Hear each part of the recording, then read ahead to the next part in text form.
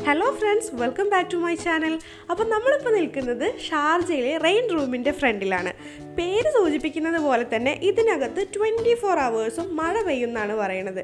പക്ഷേ ആ മഴയ്ക്ക് ചെറിയൊരു പ്രത്യേകത കൂടിയുണ്ട്.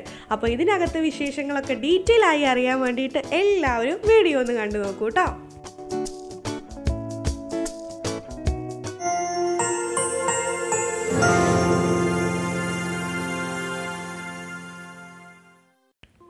അപ്പോൾ ഇപ്പോൾ നമ്മൾ അകത്തേക്ക് കയറിക്കൊണ്ടിരിക്കുകയാണ്. എൻട്രൻസ് ഏരിയയിൽ തന്നെ ഒരു സ്റ്റാഫ് ഇങ്ങനെ നമ്മുടെ ടെമ്പറേച്ചറും കാര്യങ്ങളൊക്കെ ചെക്ക് ചെയ്യാൻ വേണ്ടി നിൽക്കുന്നുണ്ടായിരുന്നു.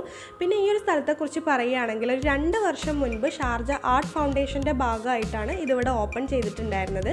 അപ്പോൾ അന്നേ ഇതിനെക്കുറിച്ചുള്ള ഒരുപാട് ന്യൂസൊക്കെ വാട്സപ്പിലൂടെയൊക്കെ ഇങ്ങനെ വന്നുകൊണ്ടിരുന്നിരുന്നു. അപ്പോൾ അന്ന് തൊട്ടേ ഇവിടെ വരിക എന്നുള്ളത് എൻ്റെ ഒരു ആഗ്രഹം തന്നെ ആയിരുന്നു കേട്ടോ. പക്ഷെ അപ്പോൾ ഞാൻ അലൈന ബേബിനെ ക്യാരി ചെയ്യുന്ന സമയമൊക്കെ ആയിരുന്നു. അപ്പോൾ അതുകൊണ്ടൊക്കെ വരാൻ പറ്റിയില്ല. എപ്പോഴാണ് വരാനായിട്ട് സാധിച്ചത് കേട്ടോ. അപ്പോൾ ഇനി നമുക്ക് മെയിൻ റൂമിലേക്ക് പോയി നോക്കാം. അപ്പോൾ ആ പോകുന്ന വഴിക്ക് ഭയങ്കര കൺജസ്റ്റഡ് ആയിട്ടുള്ളൊരു സ്പേസ് ഉണ്ട് കേട്ടോ. അപ്പോൾ ഇതാണ് ആ ഒരു ഏരിയ. ഇവിടെ നിൽക്കുമ്പോഴേ നമുക്ക് ആ ഒരു മഴയുടെ ഫീലിംഗ് ഒക്കെ കിട്ടി തുടങ്ങും കേട്ടോ.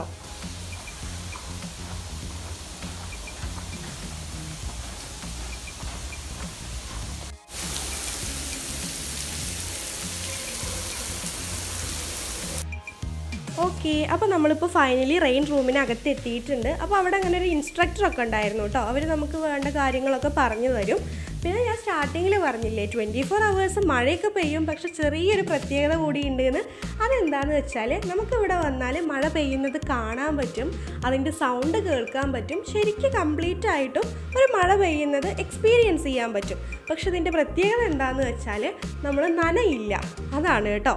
അപ്പോൾ അതാണ് എനിക്കിതിൽ ഏറ്റവും ഇൻട്രസ്റ്റിംഗ് ആയിട്ട് തോന്നിയതും. അല്ലെങ്കിൽ ഇപ്പോൾ ഇത് സാധാരണ വെള്ളം ഇങ്ങനെ ചാടുന്നൊരു മുറി അത്രേ നമുക്ക് തോന്നുള്ളൂ. ഇതിൻ്റെ പ്രത്യേകത ഇതാണ്, ഈ സംഭവങ്ങളൊക്കെ നമുക്ക് ഫീൽ ചെയ്താൽ കൂടി നമ്മൾ തീരെ നനയില്ല.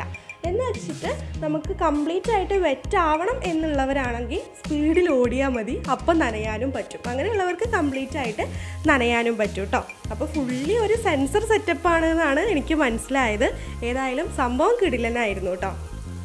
പിന്നെ നിങ്ങൾ വീഡിയോയിൽ കാണുന്നത് പോലെ തന്നെ ഭയങ്കര ഒരു ഇരുട്ട് മുറിയാണ് കേട്ടോ. അത് വലിയ ലൈറ്റിങ്ങോ കാര്യങ്ങളോ ഒന്നുമില്ല, ഒരു സിംഗിൾ ലൈറ്റേ ഉള്ളൂ.